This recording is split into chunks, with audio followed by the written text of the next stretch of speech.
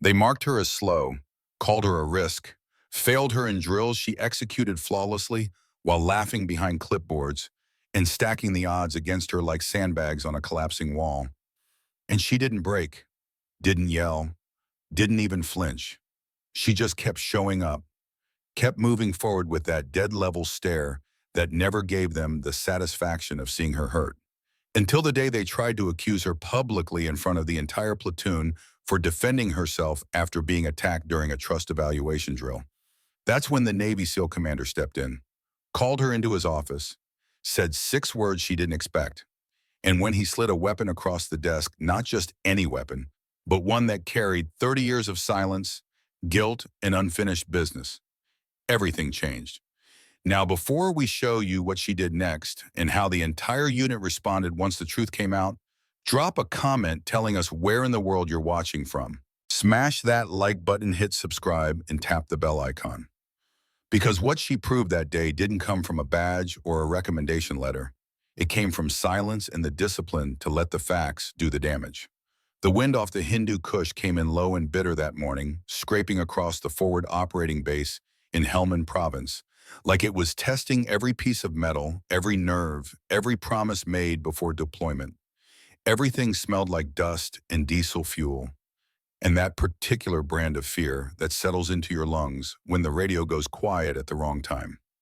It was 2016, late summer, the kind of heat that made you forget what water tasted like before it was boiled in your canteen.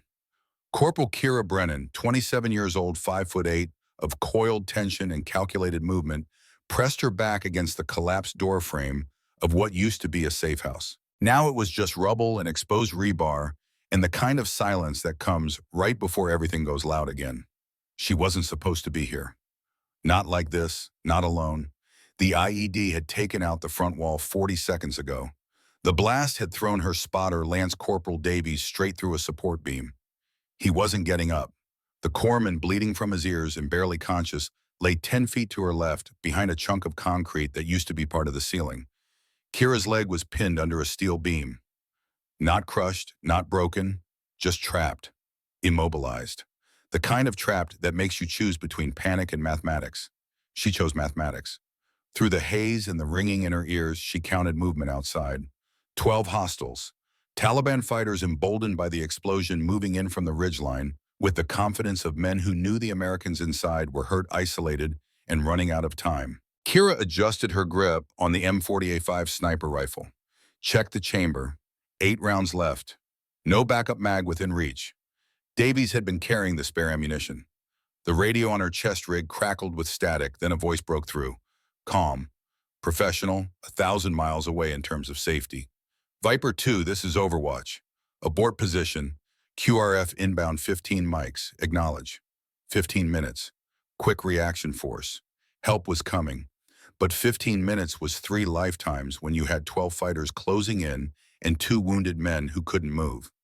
Kira pressed the transmit button. Her voice came out steady flat like she was ordering coffee instead of making a decision that would either save 3 lives or end them. Negative Overwatch. Casualties here. I hold. She released the button. Didn't wait for a response. Because there was nothing left to say. The first Taliban fighter appeared in her scope at 200 meters, moving fast. Too fast. Sloppy with confidence. Kira exhaled halfway. Let her heartbeat settle into the space between seconds. Squeezed. The rifle bucked. The fighter dropped. 11 left. The next 2 appeared together, trying to flank from the east side. She adjusted, led the target by half a body width to account for wind, and fired twice in 4 seconds. 9 left. They scattered after that, realized whoever was inside wasn't as hurt as they'd thought. But they didn't retreat. They repositioned. Smarter now, more cautious. Kira dragged herself 6 inches to the right using her elbows and her one free leg, ignoring the way the beam dug into her thigh with every movement. She found a new angle. Waited. Patience wasn't optional in her line of work. It was the difference between breathing and bleeding out in a foreign country nobody back home could pronounce correctly. A head appeared behind a low wall, then a rifle barrel. She put a round through the gap before the fighter could acquire target. 8 left. The corpsman behind her groaned, tried to move. Kira didn't turn around, couldn't afford to. She kept her eye on the scope scanning, searching for the next threat. Stay down, she said. Quiet, firm, not a request. Two more fighters broke from cover, sprinting toward a closer position. Bold, stupid, she dropped the first mid-stride. The second made it 3 more steps before her round found him. 6 left. Her shoulder ached from the recoil. The beam on her leg was cutting off circulation. She could feel her foot going numb. Didn't matter, wouldn't matter for another 12 minutes. 3 fighters tried to suppress her position with automatic fire. Rounds stitched across the doorframe, kicking up chunks of concrete and dust. Kira pressed herself flat, waited for the pause, then rose just enough to sight through the scope. She fired 3 times. 3 distinct cracks that echoed across the valley. 3 fewer problems. 3 left. The remaining fighters held their position. Smart, waiting for her to run out of ammunition or reinforcements to arrive, whichever came first. Kira checked her chamber. 1 round. The wind shifted, carried voices. The fighters were talking to each other, regrouping, probably calling for their own backup. She did the math again. 1 round. 3 targets. No good options. Then she heard it. The distant thump of rotor blades. QRF inbound. Maybe 8 minutes out now. The fighters heard it too. They made their move, all 3 at once. Closing fast, Kira sighted the lead fighter. Exhaled, fired, he dropped. The other 2 kept coming. She let the rifle fall on its sling, pulled her sidearm, a Sig Sauer M18, and put 2 rounds into the nearest fighter at 30 meters. He stumbled, fell, didn't get up. The last one raised his AK. Kira rolled left, the beam scraping across her leg, and fired 3 times. Center mass. The fighter collapsed 10 feet from the doorway. Silence. The kind of silence that comes after violence. Heavy, ringing, full of questions nobody wanted to ask. Kira holstered her sidearm, pulled her knife from her belt, and started working on the beam. Not to free her poem, that would take equipment she didn't have, but to create enough space to drag herself backward. It took 4 minutes.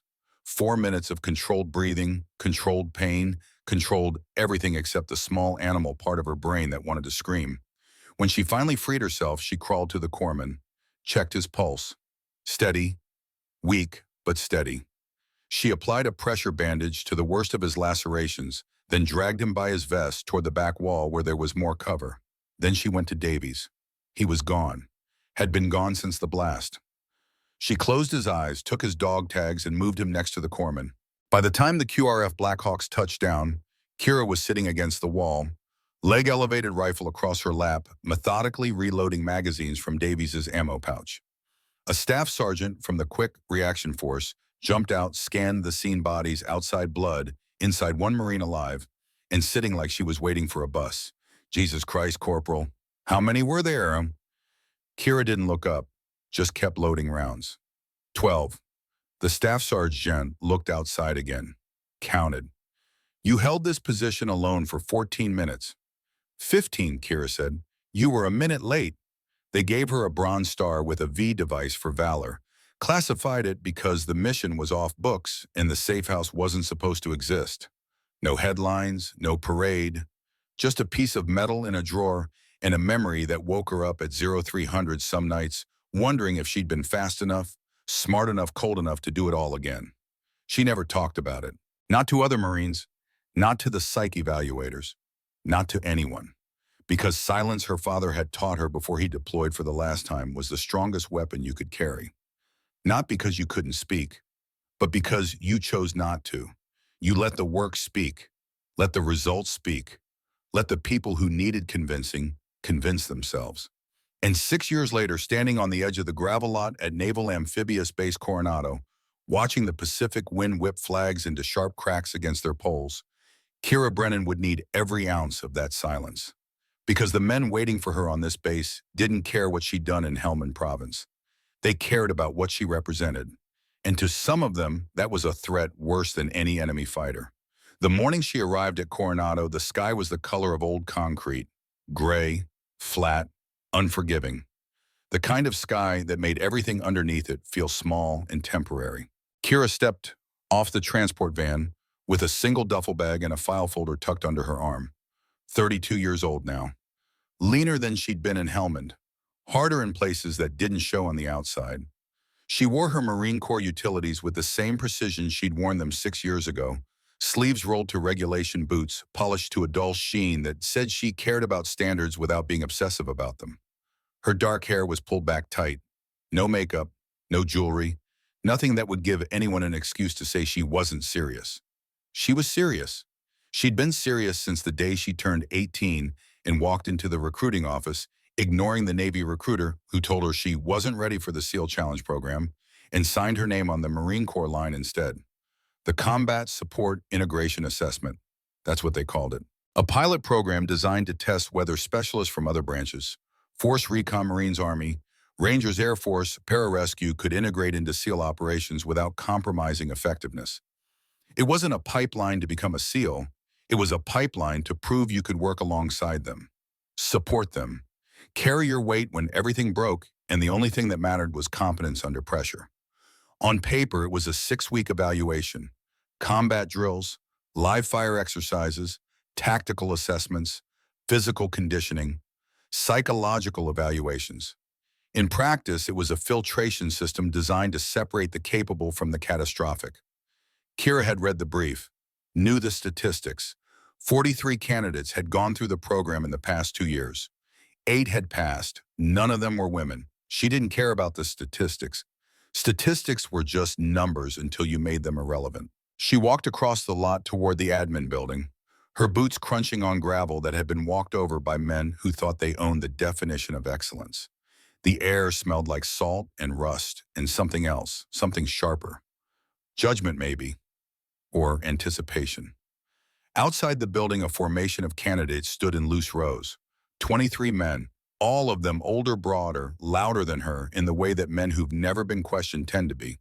A few glanced her way. Most didn't. At the front of the formation stood a man who looked like he'd been carved from the same stone as the base itself. Master Chief Owen Dahlridge, 57 years old. Silver hair cut close to the scalp, jaw like a hatchet blade, eyes that didn't blink often enough to be friendly. He held a clipboard, wore his sealed trident like it was a warning label. Kira joined the back of the formation, stood at attention, didn't introduce herself, didn't need to. Dahlridge began reading names, checking faces, assigning bunk numbers and gear locker locations. His voice was flat, controlled, the kind of voice that didn't need to yell to make people shut up and listen. When he reached her name, he stopped. Brennan. Kira's spine straightened another quarter inch. Captain Kira Brennan, United States Marine Corps, Force Recon. Dahlridge looked up from the clipboard. His eyes found her in the back row, held there. Any relation to Lieutenant Jack Brennan? The question hit like a breaching charge, sudden, precise, designed to open something that was supposed to stay closed. Kira didn't flinch. Yes, Master Chief, my father. Dahlridge's jaw shifted. Not quite a smile, not quite a grimace. Something in between that lived in the space where old wounds don't heal correctly. Lieutenant Jack Brennan, SEAL Team 3, killed in action, Mogadishu, Somalia, October 1994. He said it loud enough for the entire formation to hear. Not as a memorial, as a data point. He died because Army Rangers couldn't hold their position during a joint operations extraction. Integration failure. Command wrote a whole doctrine revision because of that day. Kira said nothing. There was nothing to say. Not yet. Dahlridge closed the clipboard. Welcome to Coronado, Captain. Let's see if you fare better than he did. The words landed like body blows. Public, intentional, designed to crack her composure before she'd even started. Kira's expression didn't change. She didn't look away, didn't drop her eyes, just stood there absorbing it the way you absorb incoming fire, acknowledge it exists, then keep moving. Dahlridge held her gaze for another 3 seconds. Then he moved on to the next name. But Kira knew, standing there in the back row with 23 men who just watched her get her family history weaponized in front of them, that this wasn't going to be an assessment. It was going to be a war of attrition. And Master Chief Owen Dahlridge had just fired the opening shot. After formation, the candidates were divided into evaluation groups. Kira found herself assigned to Group 3 under the direct oversight of Chief Petty Officer Wade Kellerman. Kellerman was 35, medium height, medium build. The kind of man whose most dangerous feature was the clipboard he carried everywhere like a religious text. He had the look of someone who'd spent more time in admin offices than combat zones, but had learned to speak the language well enough to fool people who didn't know the difference. He smiled when he introduced himself. It didn't reach his eyes. "Captain Brennan," he said, shaking her hand with the grip of someone testing for weakness. "Heard a lot about your old man. Legend around here. In a cautionary tale kind of way." Kira released his hand, said nothing. Kellerman's smile widened. "You'll be bunking in Building 7. Gear issue at 1400. First drill tomorrow 0530. Obstacle course. Hope you got your cardio up to speed." "I'm ready, Chief." "We'll see." The way he said it casual dismissive like he'd already written her evaluation in his head made it clear that Kellerman wasn't interested in what she could do. He was interested in confirming what he already believed she couldn't. Kira took her bunk assignment and walked toward Building 7. The barracks were standard military issue. Concrete, functional, smelling faintly of disinfectant and old sweat. She found her bunk, dropped her duffel, and started unpacking. A few of the other candidates filtered in. Most ignored her.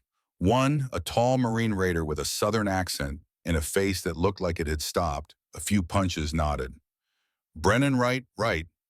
Corporal Ethan Hayes, Raiders. Heard what Dalridge said out there. That was rough." Kira folded a shirt. Precise. Controlled. "It's fine." Hayes studied her for a moment.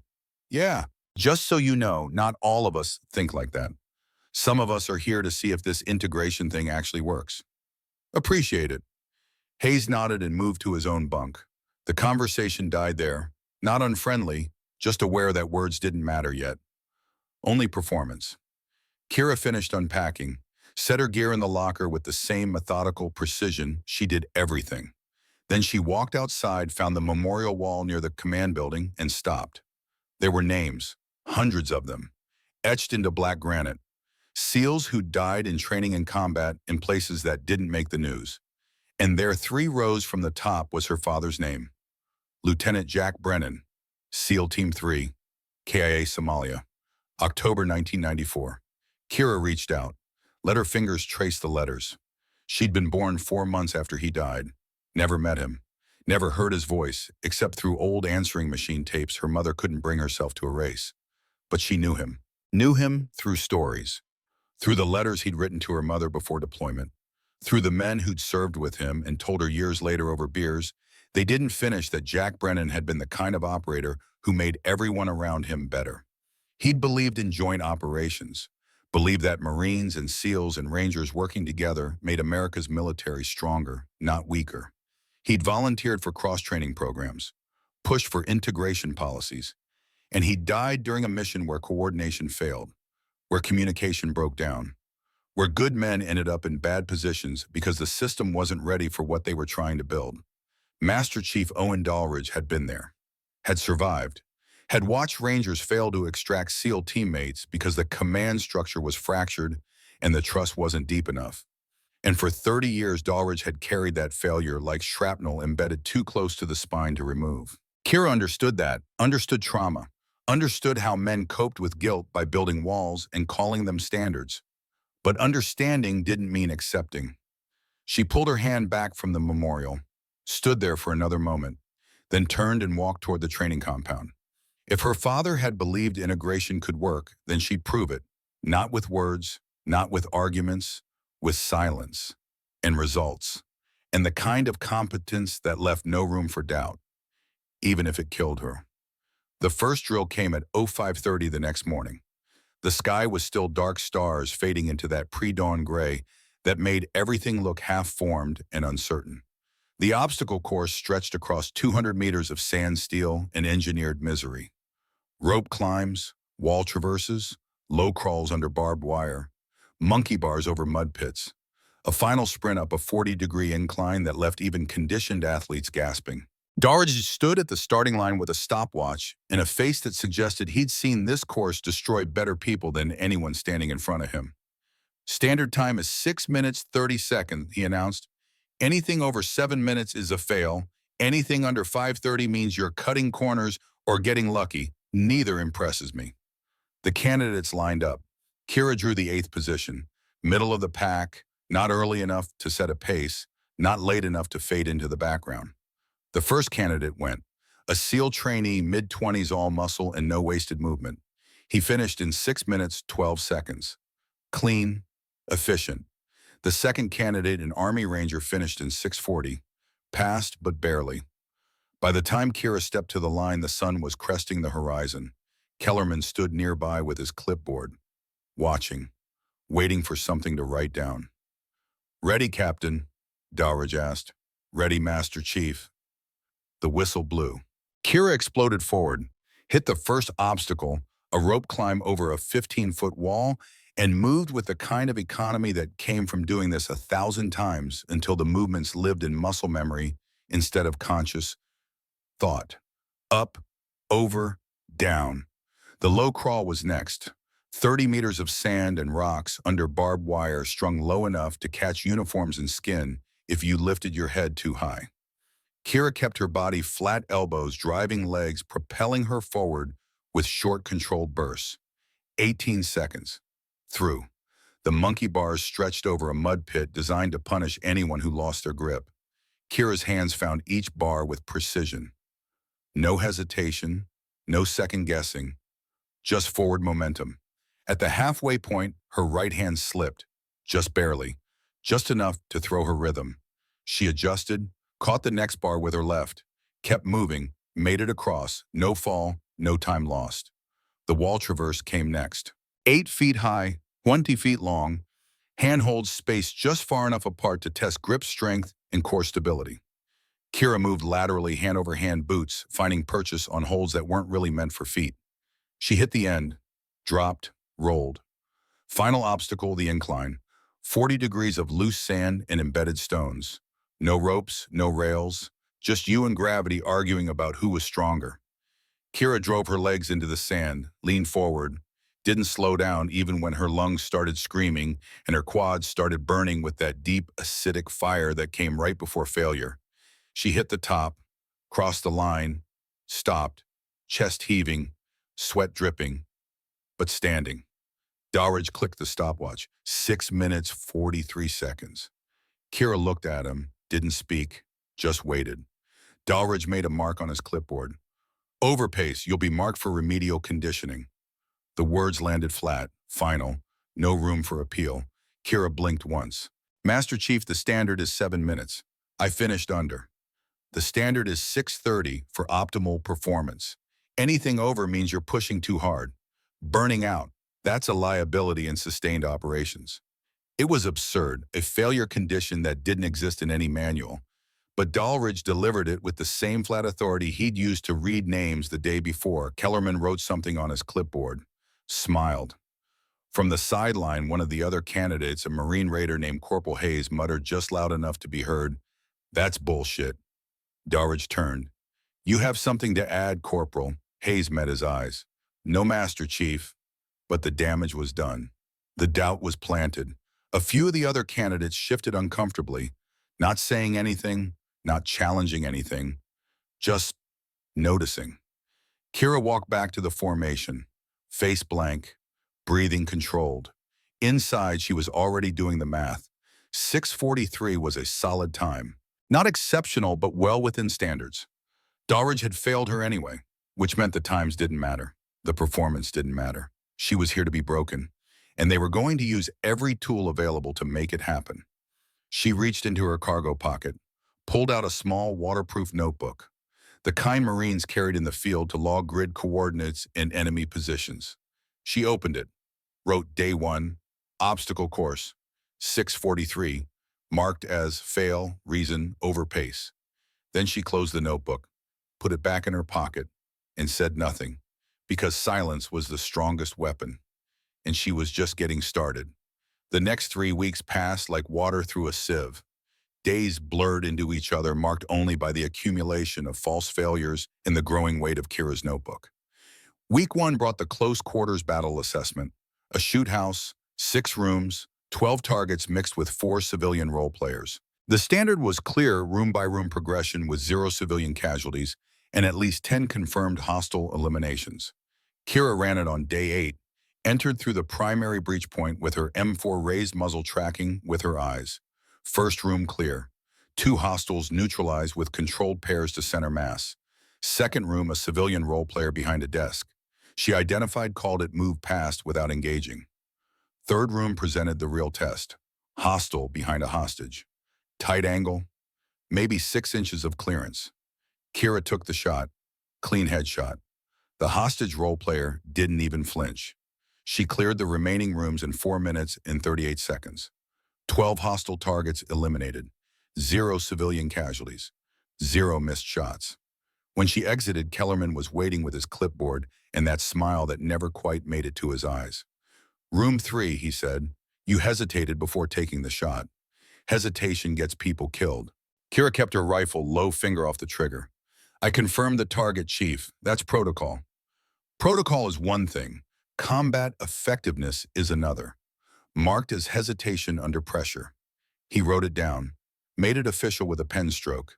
In her notebook that night, Kira wrote Day 8. CQB, 12 targets, 0 civilian casualties, 438 completion. Marked hesitation, actual target confirmation per ROE. The next day brought breacher training. Candidates were tested on their ability to set explosive charges on reinforced doors, calculate blast radius, and execute entry within regulation time parameters. Kira's turn came in the afternoon heat. The door was steel reinforced, standard commercial grade. She calculated the charge placement, set the det cord with precision that came from 3 years of doing this in places where mistakes meant body bags instead of failed evaluations. She called the countdown. Initiated. The charge blew clean. Door swung open. Entry team would have had perfect access with minimal fragmentation risk. Time 4 minutes, 12 seconds. Well under the 5-minute standard.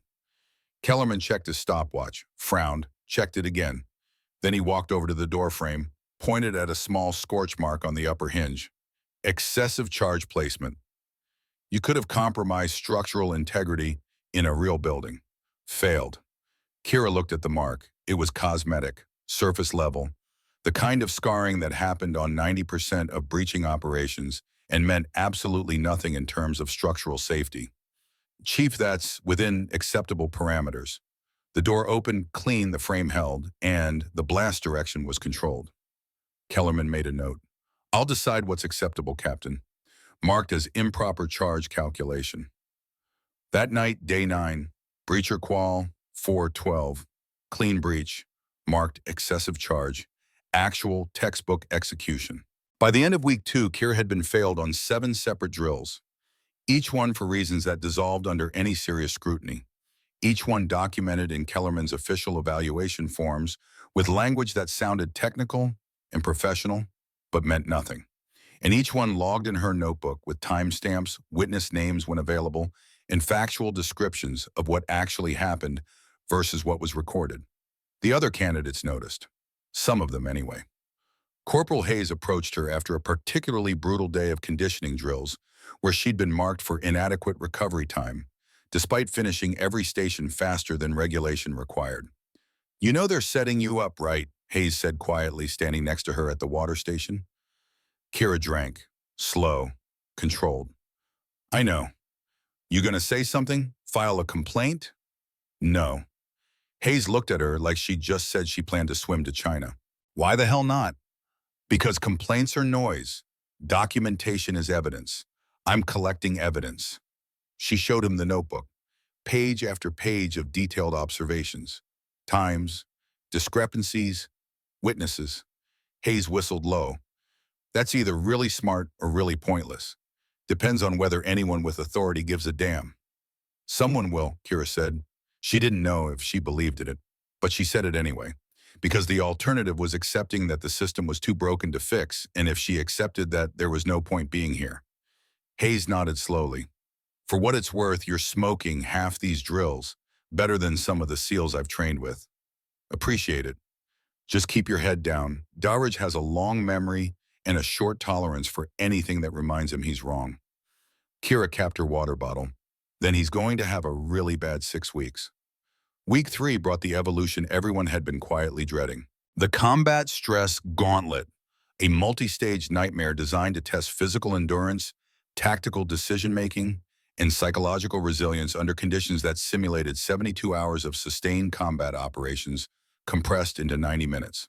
It started with a mud extraction. A weighted dummy representing a wounded teammate had to be dragged through 100 meters of waist-deep mud while simulated incoming fire-blank rounds and pyrotechnics exploded around you. Then came the ammo relay, a zigzag sprint between barricades while carrying progressively heavier ammunition crates. Drop one, you start over. The platform scramble followed, a 45-degree angled wall with irregular handholds, slick from previous candidates and designed to punish anyone whose grip strength was already shot from the previous stations. After that, a low-light firing scenario. 12 targets in a darkened room, 6 hostile, 6 civilian.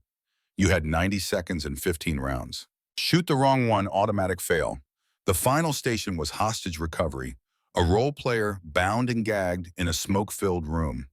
You had to locate, assess, stabilize, and extract under time pressure, while more blank rounds and pyrotechnics created the sensory overload of urban combat.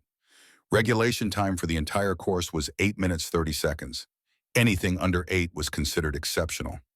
Kira drew the second position. Early enough that the course was still fresh, late enough that she could watch the first candidate, a SEAL trainee named Bosworth, run it in 7 minutes 51 seconds. Dahlridge nodded approval. Kellerman wrote it down. No criticism, no invented failures, just acknowledgement. Then it was Kira's turn. The whistle blew. She hit the mud pit at full speed. The dummy weighed 180 pounds, probably more with the water saturation. She got both hands under the vest handle, leaned back, and started dragging. The mud sucked at her boots, tried to hold her in place. The blank rounds cracked overhead, close enough to make the lizard part of her brain want to duck, even though she knew they weren't real. She kept moving, steady, relentless. Reached the far end in 1 minute 40 seconds. The ammo relay started immediately. 3 crates, 40 pounds each, staggered positions. She grabbed the first, sprinted to the checkpoint, set it down with control instead of dropping it. Back for the second, then the third. Her shoulders were screaming. Her lungs felt like they'd been packed with broken glass. She ignored both. 2 minutes 53 seconds elapsed. The platform scramble loomed. 45 degrees of smooth wood and holds that were deliberately too far apart. Her hands were slick with mud and sweat. She wiped them on her uniform, knowing it wouldn't help much, and started climbing. Halfway up, her right hand slipped. She caught herself with her left, found a foothold, adjusted, and kept going. No panic, no hesitation, just problem solving at speed. She crested the top, dropped down the other side. 4 minutes 18 seconds. The low-light room was next. She entered with her rifle up, letting her eyes adjust to the darkness for exactly 2 seconds, all the time she could afford. The targets appeared as shapes. She identified, prioritized, engaged. 6 shots, 6 hostile targets down, 0 civilian casualties. 4 minutes 53 seconds. Final station, the smoke-filled room. She entered low sweeping with her rifle mounted light, found the hostage behind an overturned table. Checked for injuries. Role player was simulating a shoulder wound, applied pressure, zip-tied the restraints off, and started dragging. The smoke was thick, chemical, the kind that burned your eyes and made your throat close up. She navigated by counting steps and remembering the floor plan from the brief. Reached the exit, pushed through, crossed the final line, stopped, chest heaving, uniform soaked through, but standing. She looked at Dahlridge, waited for the time. He looked at his stopwatch. His jaw worked like he was chewing something bitter. 7 minutes, 28 seconds. Silence. 7:28. That was exceptional. That was faster than Bosworth. That was faster than 90% of the SEALs who'd run this course in the past year. Kellerman stepped forward, clipboard ready. Captain Brennan, you'll be marked for remedial training. Kira's expression didn't change. On what grounds, Chief? Overpace, you push too hard. In sustained operations, that kind of expenditure isn't sustainable. You'd burn out your team. It was the same excuse from the obstacle course. Repackaged, redeployed, still just as meaningless. But this time someone else spoke up. That's not true. Every head turned. Petty Officer First Class Everett Hale stood near the observation area. 38 years old, sandy-haired, quiet, the kind of operator who didn't speak unless he had something worth saying. Doweridge's eyes narrowed. "Excuse me, petty officer." Hale stepped forward, calm, professional, not challenging, just correcting. "Master Chief, that's 3 runs under regulation." Captain Brennan's pace was controlled and her execution was textbook. Marking that as a failure doesn't align with assessment standards. The air got very still, very cold. Kellerman's smile vanished. "Petty Officer Hale, are you questioning the evaluation criteria?" "I'm questioning the consistency, Chief. Seaman Bosworth ran 7:51 and passed. Captain Brennan ran 7:28 and you're marking her for remedial. That's not a standard, that's a bias." 2 more SEALs in the observation area shifted their stance. Not vocal agreement, not yet, but body language that said they were listening. Considering, Doweridge's face was stone. "We evaluate each candidate individually based on their demonstrated capabilities and potential liabilities. Captain Brennan's approach shows a tendency toward overexertion that could compromise team effectiveness." Hale didn't back down. "With respect, Master Chief, she just outperformed your top SEAL trainee. If that's a liability, I'd hate to see what you consider an asset." The silence that followed was the kind that comes right before someone makes a decision that can't be unmade. Doweridge stared at Hale for 5 full seconds. Then he turned to Kira. "Dismiss, Wepton. Your evaluation stands as marked." Kira didn't argue. She just nodded, picked up her rifle, and walked back toward the equipment shed. But as she passed Hale, she caught his eye, gave him the smallest nod. Not gratitude, not friendship, just acknowledgement that he'd done something most people wouldn't do. He'd told the truth when lying was easier. That night, she wrote in her notebook, Day 19, Combat Stress Gauntlet, 7:28. All stations executed per protocol, marked overpace remedial. Witness PO1, Hale challenged evaluation publicly. First break in the wall, and for the first time since arriving at Coronado, Kira allowed herself to believe that maybe, just maybe, she wasn't entirely alone in this. The breaking point came on day 24. They called it the Weapons Retention Under Duress Drill. It was designed to test a candidate's ability to maintain control of their primary weapon while under physical attack. The protocol was clear. 2 candidates paired up. One acted as the aggressor, attempting to disarm. The other defended using approved hand-to-hand techniques. Force was supposed to be controlled. Simulated aggression, not actual combat. Safety observers present at all times. When Kellerman announced the pairings that morning, Kira knew immediately it was another setup. "Captain Brennan, you'll partner with Petty Officer Strand." Garrett Strand, 24 years old, 6'2", 220 pounds of muscle and insecurity wrapped in a SEAL trainee uniform. He was Doweridge's newest protege, the kind of young operator who confused aggression with competence and followed orders without questioning whether those orders were right. Kira had watched him during previous drills. He was talented, fast, strong, but he had that edge, that need to prove himself that made him dangerous in training environments where ego could override safety. They stood in the sand circle, Kira with her M4 slung across her chest, muzzle down, safety on. Strand circling her like he was sizing up an opponent instead of a training partner. Doweridge stood 20 feet back, arms crossed. Kellerman lingered nearby with his clipboard. No safety observer was called forward. That should have been the first warning sign. "Begin," Doweridge said. Strand moved in, not aggressive yet, just closing distance, testing her reactions. Kira maintained her stance, feet shoulder-width apart, hands ready but not threatening. Protocol said the defender should maintain a non-confrontational posture until force was initiated. The first hit came fast, an elbow check to her ribs, not simulated, not pulled, full force. The air punched out of Kira's lungs. She exhaled hard, absorbed it, didn't react. Protocol said respond after 3 contacts. That was 1. Strand circled again.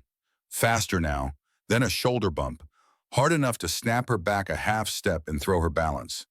2. He was grinning now. That particular expression men get when they think they're in control and no one's going to stop them. Strand moved in again. This time he grabbed the front of her rifle sling with both hands and twisted.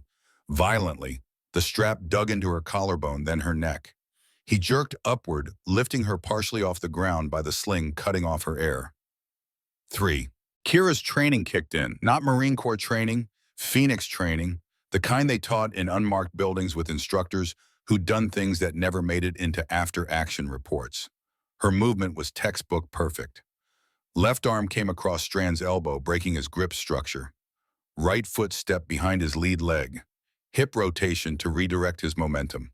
She didn't strike, didn't punch, didn't kick. Just redirected his own force against him. Strand stumbled backward, not hard, not injured, just neutralized. But the moment he caught his balance, he shouted, "She escalated. She went live." Kellerman moved before the echo faded. "Halt the drill." Kira stood still, breathing, controlled hands at her sides. Rifle still slung, safety still on. She hadn't drawn her sidearm, hadn't done anything except execute a defensive technique that was explicitly authorized in the training manual. Dahlridge strode into the circle. His face was carved from anger and something darker. Something that looked like vindication. "Captain Brennan, you just initiated an unapproved escalation of force during a trust evaluation. That's assault under training regulations. Article 128, Uniform Code of Military Justice." The words landed like artillery rounds. Assault. UCMJ court-martial territory. Kira's pulse was hammering, but her voice came out steady. "Master Chief Petty Officer Strand made 3 full-contact strikes. Protocol authorizes defensive response after 3 contacts. I executed a standard redirect. No strikes, no excessive force. You attacked a fellow candidate during a controlled drill. That's not defense, that's aggression." Kellerman was already writing, making it official, making it permanent. The platoon had gathered at the edges of the circle, 22 candidates watching this play out. Some looked uncomfortable. Some looked relieved it wasn't them. None of them spoke. Strand stood off to the side, rubbing his arm like he'd been injured. He hadn't been. Kira had been careful, but the performance was what mattered now. Dahlridge continued, voice rising just enough to ensure everyone heard. "This assessment is built on trust. Trust that candidates can operate under pressure without compromising their teammates. You just demonstrated you can't be trusted. I'm recommending immediate removal from the program pending a formal review board." Kira felt something cold settle into her chest. This was it, the final play. They'd engineered a situation where defending herself became grounds for dismissal, and there were no witnesses with authority who would contradict the official narrative. She was about to speak, about to say something she knew would be pointless, but felt necessary anyway. Then a voice cut through from the observation tower. "Captain Brennan, my office. Now." Everyone turned. Commander Cade Ryland stood on the elevated walkway that overlooked the training field. 51 years old, average height, lean in the way that came from decades of calculated physical maintenance. His face was weathered but sharp, eyes like gun sights. He wasn't loud, didn't need to be. When Commander Ryland spoke, people listened. Not because of his rank, though, that mattered, but because he carried the kind of presence that came from 30 years of making decisions where hesitation meant body counts. Dahlridge's jaw tightened. "Commander, this is an assessment matter." "I said now, Captain." Ryland's tone didn't change, didn't rise, didn't accommodate argument. Kira unclipped her rifle sling, handed the weapon to the nearest candidate, and walked across the sand toward the command building. She didn't look back, didn't try to read the expressions of the men watching her leave. Behind her, the platoon stood in uncomfortable silence, not celebrating, not protesting, just processing the fact that something had shifted and nobody was quite sure what it meant yet. Inside the command building, the air was 20 degrees cooler and smelled like old coffee and printer toner. Kira's boots left sandprints on the polished floor as she followed Ryland up the stairs to the second-level offices. He opened the door to his office, gestured for her to enter, closed it behind them. The office was sparse, a desk, 2 chairs, a filing cabinet, an American flag in the corner. No photographs, no commendations on the walls, no ego displays. Just the functional workspace of someone who didn't need decorations to prove what he'd accomplished. Ryland moved to his desk, opened a laptop, turned it to face Kira. "Sit." She sat. He tapped a key, Footage began playing on the screen. Overhead camera angle. High definition. Timestamp in the corner. It was her, running the obstacle course on day one. The timestamp matched her notebook. And the timer on the screen showed 6:43. Clear. Undeniable. Under regulation. Rylan tapped another key. Different footage. The CQB shoot house. Her movements through each room. Smooth. Precise. The final timestamp 4:38. 12 targets eliminated. 0 civilian casualties. Perfect execution. Another tap. The breacher drill. Her charge placement. The clean breach. The minimal scarring on the door frame that Kellerman had cited as excessive charge placement. From this angle, it was obviously cosmetic, obviously within acceptable parameters. More footage. The combat stress gauntlet. Every station, every movement. The final time 7:28. And finally, the belt drill. Crystal clear footage from multiple angles. Strand's 3 full force strikes, the way he grabbed her sling and lifted her off the ground, choking her over him. Her defensive response controlled precise textbook. And then Strand's false claim of excessive force. Rylan let the footage play all the way through. Then he closed the laptop. The silence in the room was absolute. Kira sat very still, her hands in her lap, her breathing controlled. But inside something was shifting, breaking. Not in a bad way, in the way that pressure breaks when someone finally opens the release valve. Rylan leaned back in his chair. His eyes never left hers. "You think I didn't see?" His voice was quiet, measured, but underneath it was something harder. Something that sounded like contained fury. "You think I've been standing on that observation tower for 3 weeks, watching you get sabotaged and didn't notice? You think I don't know exactly what Master Chief Dahlridge is doing and why he's doing it?" Kira found her voice. "Then why didn't you stop it, Commander?" Rylan's expression didn't change. "Because if I'd stepped in on day one, they would have said I rigged it for you, that you got special treatment, that you didn't earn it. Every accomplishment you achieved would have been questioned, invalidated, used as evidence that integration doesn't work because it requires favoritism to succeed." He leaned forward, elbows on the desk. "You needed to prove it, undeniably, unquestionably. So when I finally did step in, no one, not Dahlridge, not Kellerman, not anyone could claim you didn't earn every goddamn second of validation you're about to get." Kira processed that, turned it over in her mind, felt the logic of it even if it had cost her 3 weeks of documented failure and psychological warfare. "And now?" she asked. Rylan opened his desk drawer, slowly, deliberately, reached inside and pulled out something wrapped in dark cloth. He unwrapped it carefully, laid it on the desk between them. A Sig Sauer P220, black polymer frame, worn grip from years of use. Serial number visible on the slide, faded but legible. Kira stared at it, her breath caught. She knew that serial number.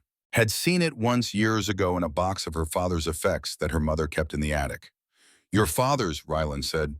"Lieutenant Jack Brennan, SEAL Team 3.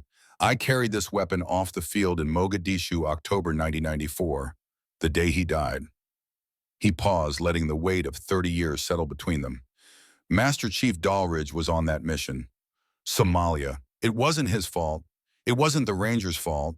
It was bad intelligence and compromised communications. But Dahlridge watched good men die, and he's been blaming integration ever since. Your father died covering the retreat, bought time for others to escape. Rylan's jaw tightened. "I've carried this for 3 decades, kept it as a reminder of what we lost, what we could have built if trauma hadn't calcified into doctrine." He met her eyes. "I'm not giving this to you yet.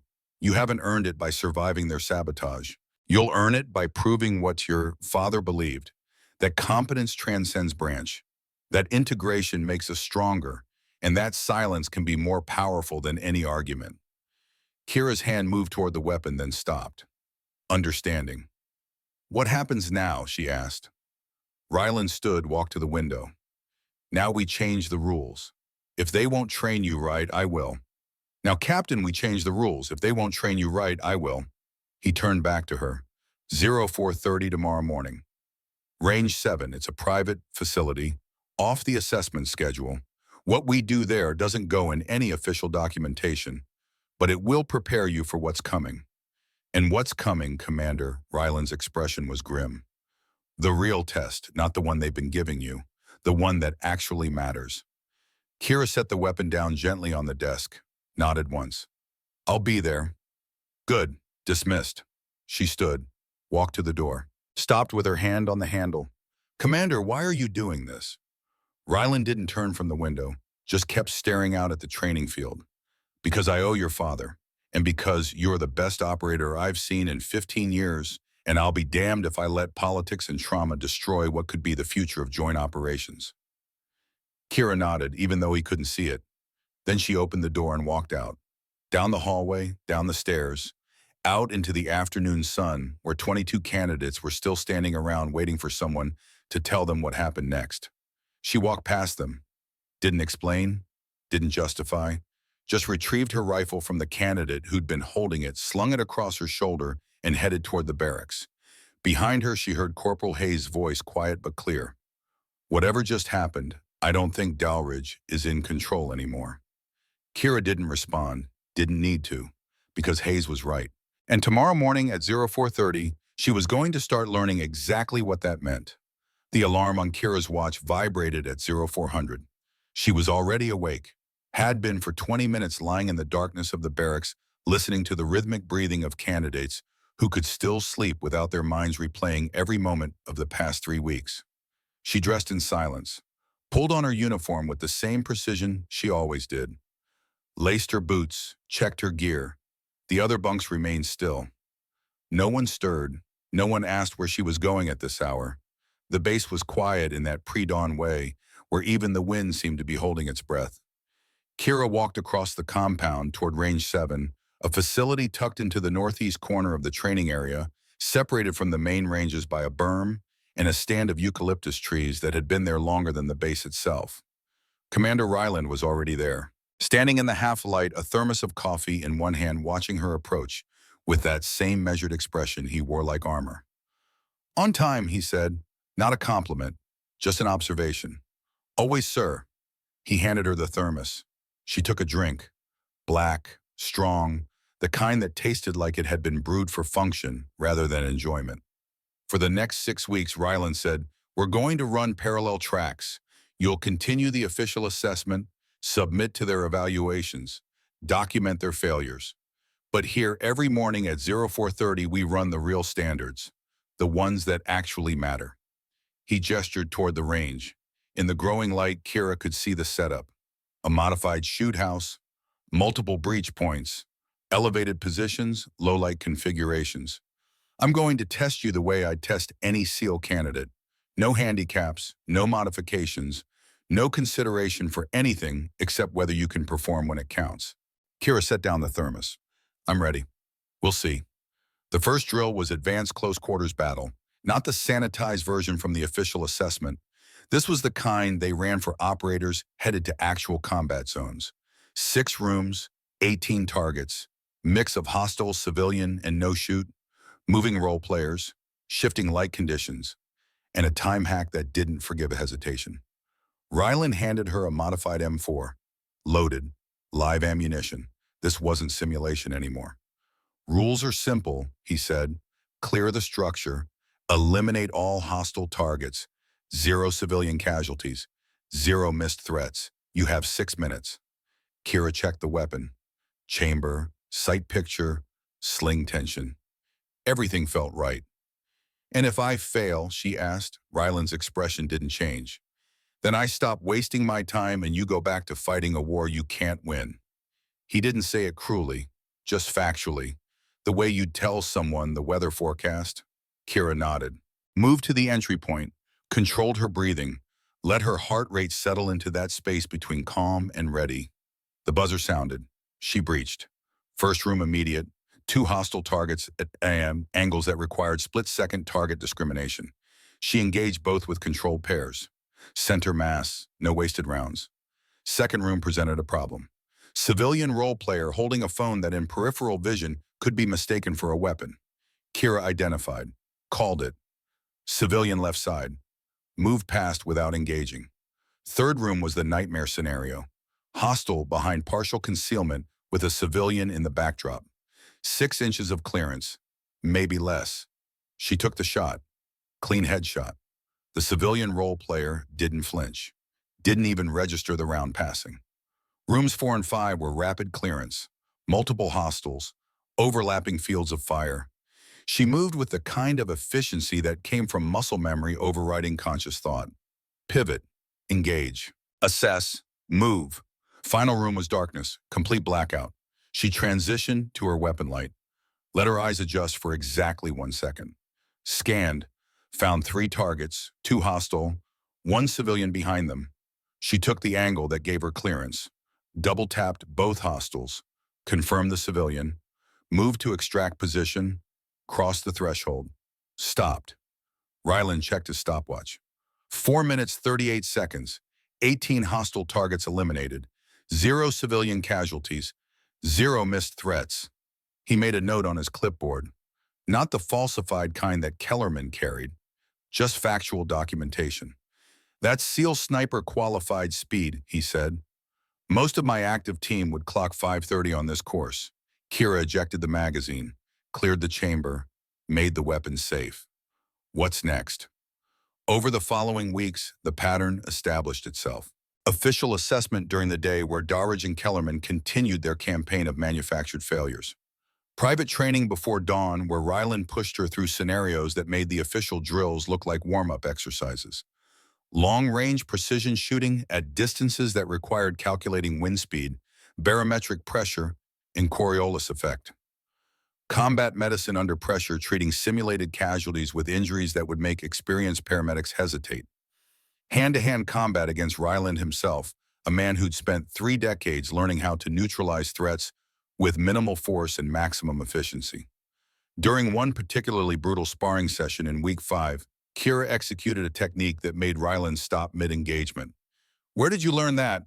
His voice was sharp, not angry, curious. Kira reset her stance, breathing hard. "Learn what, sir?" "That pressure point manipulation. That's not standard Marine Corps combatives. That's not even standard SEAL close quarters." She hesitated, then decided that lying to Ryland at this point was both impossible and counterproductive.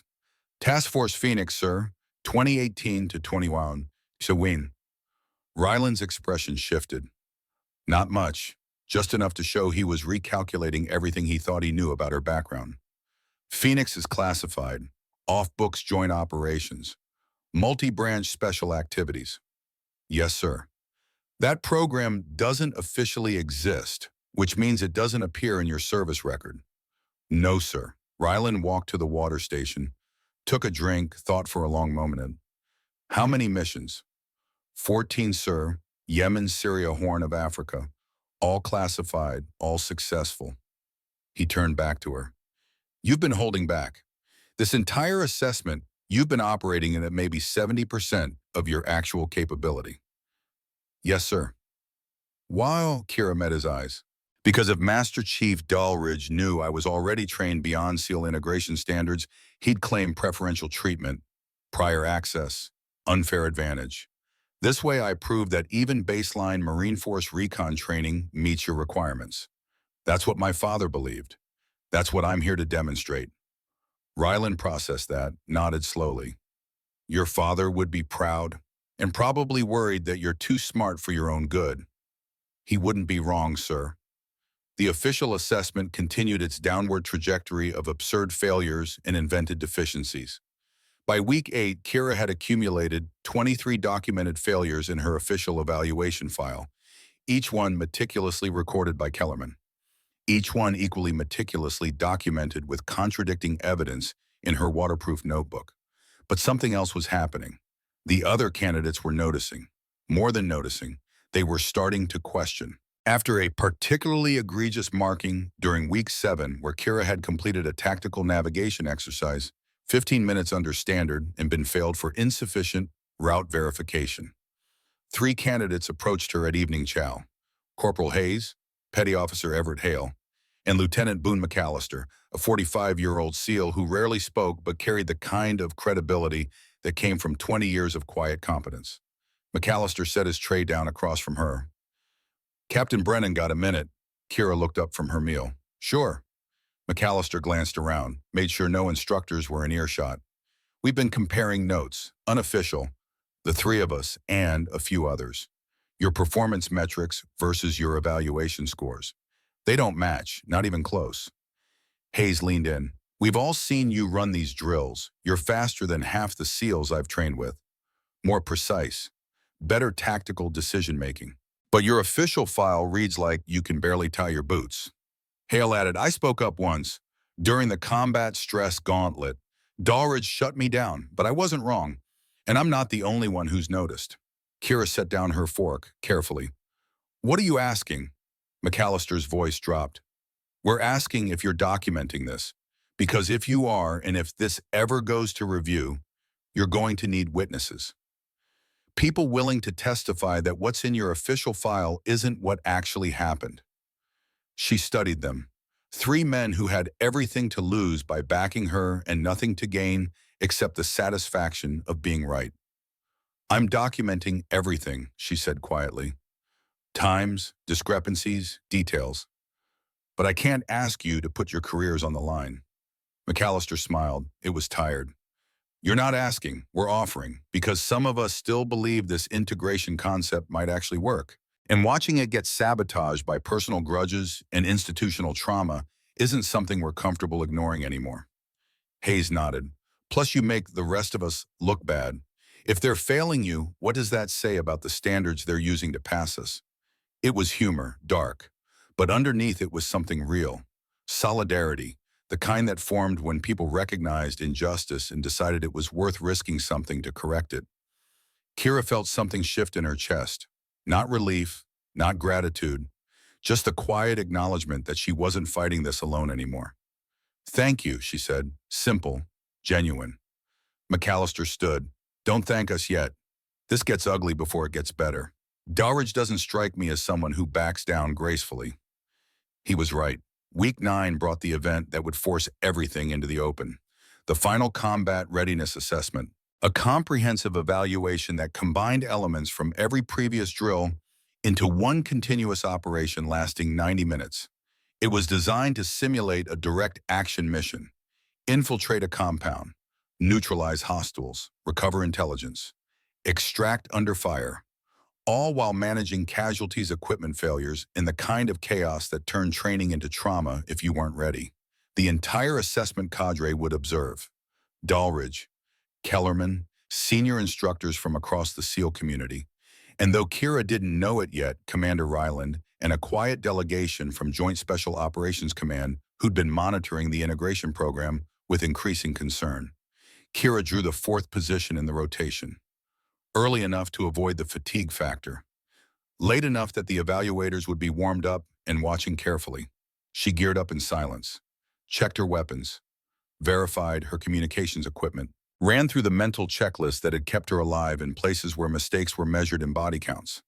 When her name was called, she moved to the start line.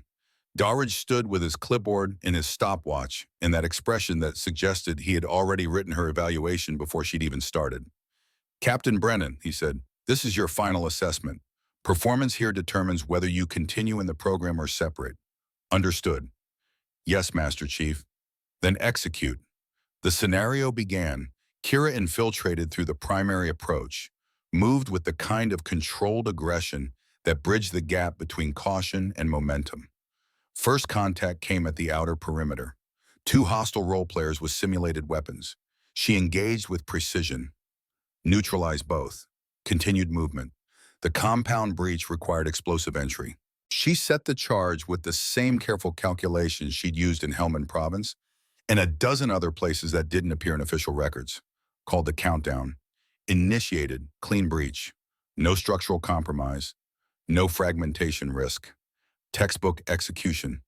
Inside the scenario escalated. Multiple rooms, overlapping threats. Moving role players who didn't follow predictable patterns.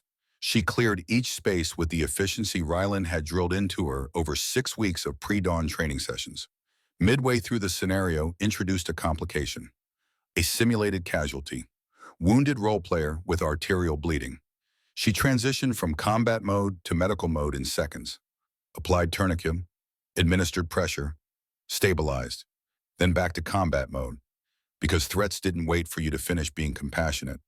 The intelligence recovery phase required navigating a room filled with simulated sensitive documents while under time pressure and sporadic contact. She prioritized, photographed key materials, marked secondary items, made decisions in seconds that other candidates spent minutes agonizing over.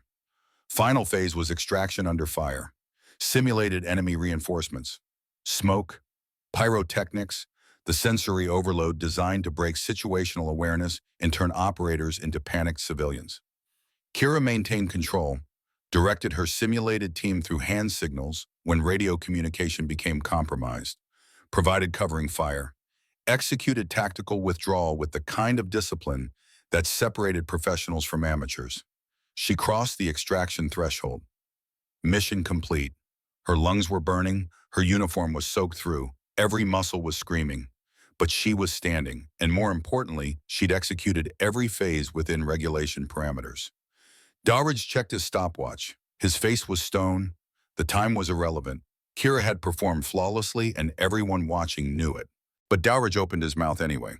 "Captain Brennan, you'll be marked for, belay that Master Chief." Every head turned. Commander Ryland stepped down from the observation platform. Behind him, 3 senior officers in JSOC insignia that Kira didn't recognize. Their presence changed the atmosphere immediately. This wasn't base-level oversight anymore. This was command intervention. Dawridge's jaw tightened. "Commander, this is an assessment evaluation, which is now under formal review." Ryland's voice was flat. Final. Captain Brennan performed within all established parameters. Her execution was tactically sound and operationally effective. Any evaluation to the contrary will require substantiation through documented evidence and independent verification. One of the JSOC officers stepped forward, a full colonel, combat infantry badge, ranger tab, the kind of resume that commanded respect across all branches. "Master Chief Dawridge, I'm Colonel Warren Price, Joint Special Operations Command Integration Oversight. We've been monitoring this assessment program for the past 6 weeks based on reported irregularities. I'm formally requesting all evaluation documentation for Captain Brennan and all other candidates in this cycle for immediate review." The silence that followed was absolute. Kellerman, standing off to the side with his clipboard, had gone pale. Strand looked confused. The other candidates watched with expressions ranging from vindication to concern. Dawridge stood very still, processing, calculating, realizing that whatever control he'd maintained over the narrative was evaporating. "Sir, all evaluations have been conducted according to established assessment protocols. Then the documentation will support that claim." Colonel Price's tone suggested he already knew it wouldn't. "We'll convene a review board tomorrow at 0800. All instructors, all candidates, all evidence. Commander Ryland, I understand you have supplementary documentation." "Yes, sir. Comprehensive helmet camera footage from multiple sources, independent timing verification, and detailed records of assessment inconsistencies." Price nodded. "Excellent. Master Chief Dawridge, Chief Kellerman, you're both relieved of assessment duties pending review.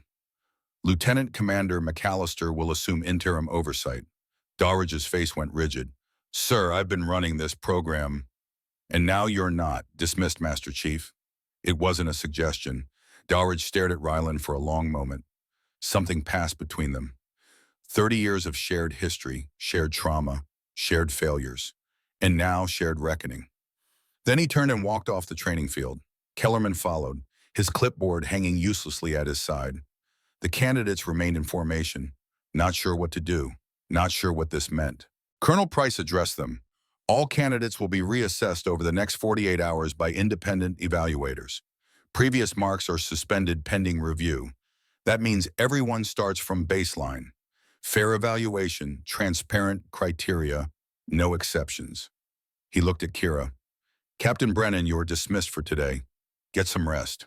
Tomorrow's going to be long." Kira nodded. "Yes, sir." She walked off the training field. Every step felt surreal, like the ground had shifted, and she wasn't quite sure if it was solid yet. Behind her, she heard Hayes's voice, quiet but clear. "About damn time." The review board convened at 0800 in the base conference room, a sterile space with gray walls and fluorescent lighting that made everyone look slightly ill. Dawridge sat on one side of the long table. Kellerman beside him, both in their dress uniforms, both with expressions that suggested they knew how this was going to end, but weren't ready to accept it yet. Kira sat across from them, Commander Ryland to her right, Colonel Price at the head of the table with two other JSOC officers flanking him. The evidence was laid out methodically.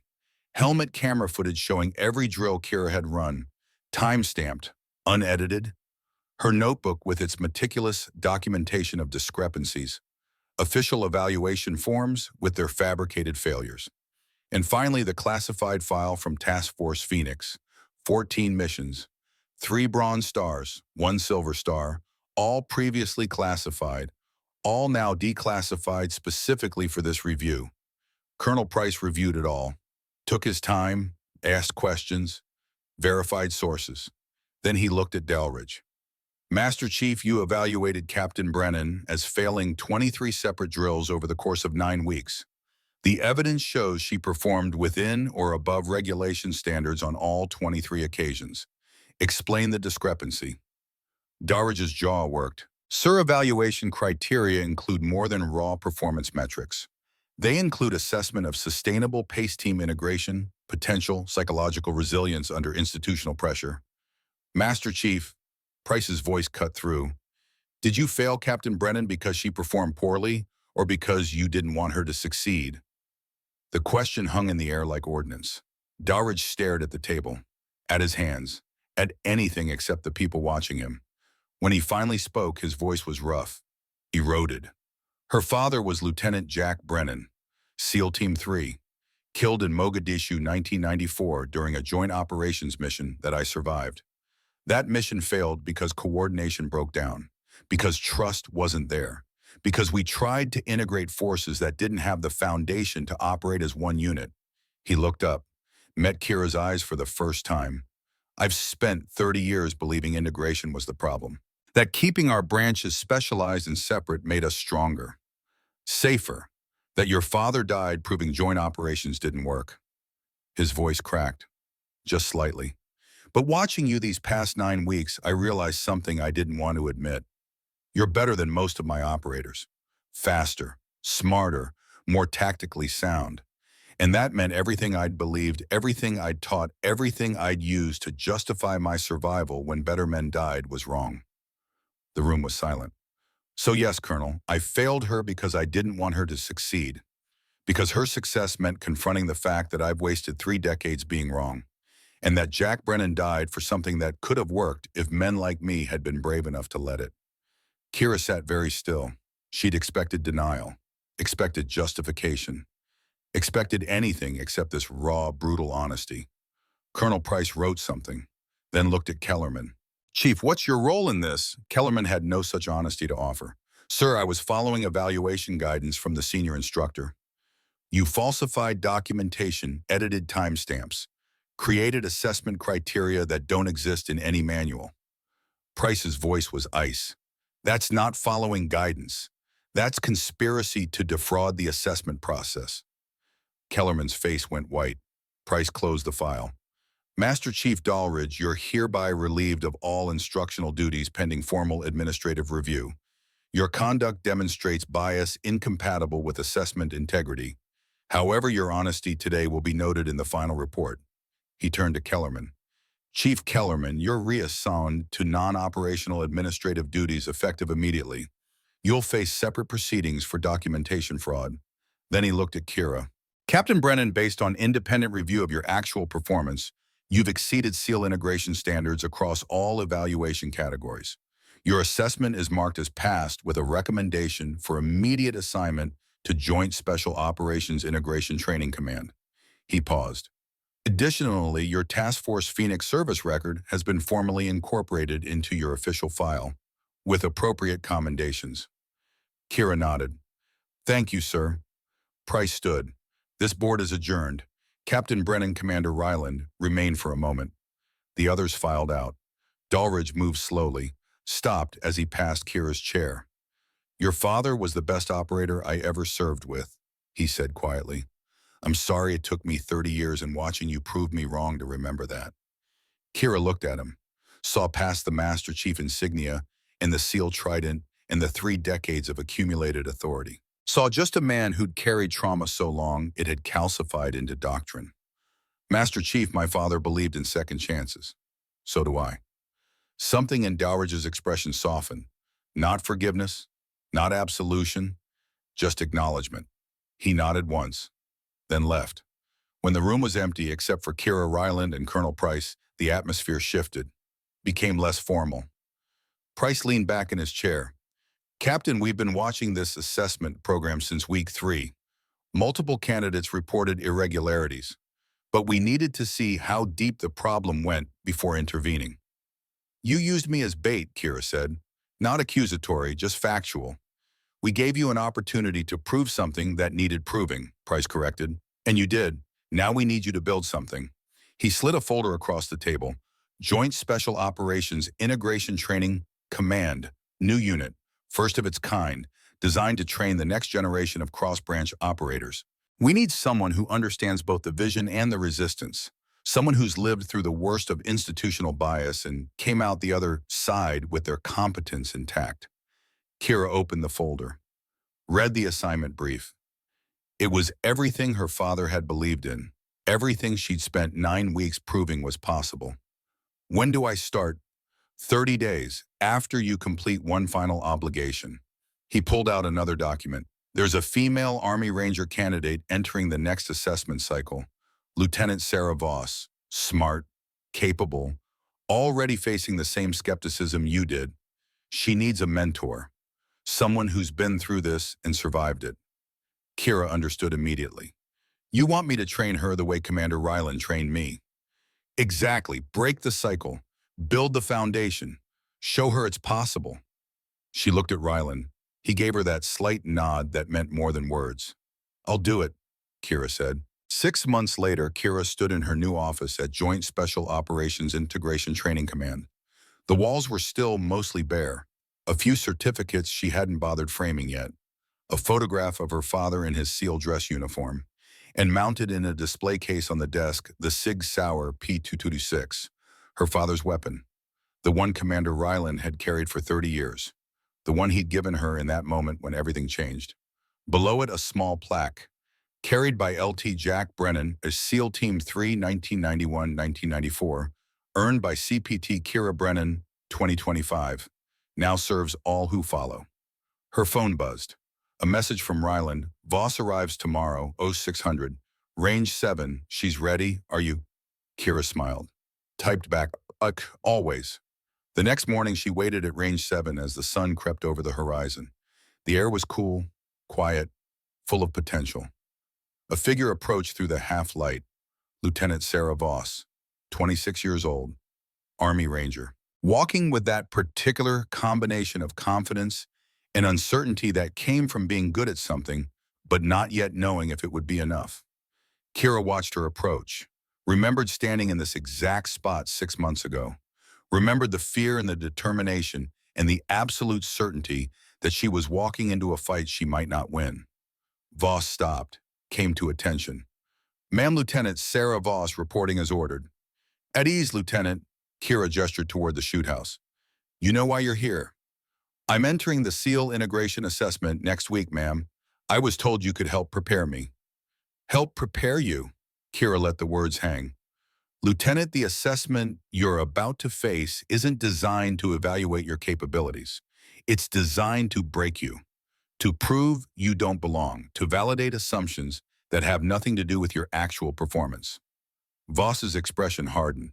Then why go through it? Because someone has to.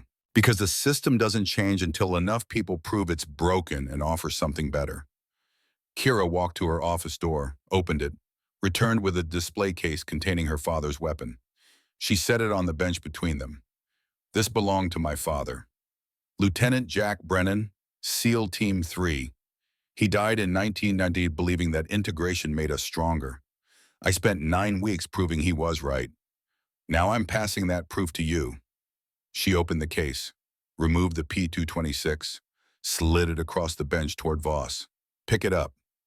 Voss hesitated. Ma'am, I don't understand. You will. Pick it up. Let's find out what you're really made of.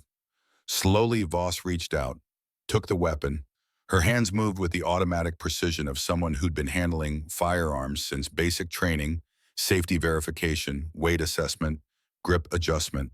No hesitation, just muscle memory. Kira nodded. Good. Now we start the real training. Not the one they'll give you at the official assessment, the one that actually prepares you for what matters. She handed Voss a waterproof notebook. Document everything. Times, names, discrepancies. Facts don't need volume. They need precision.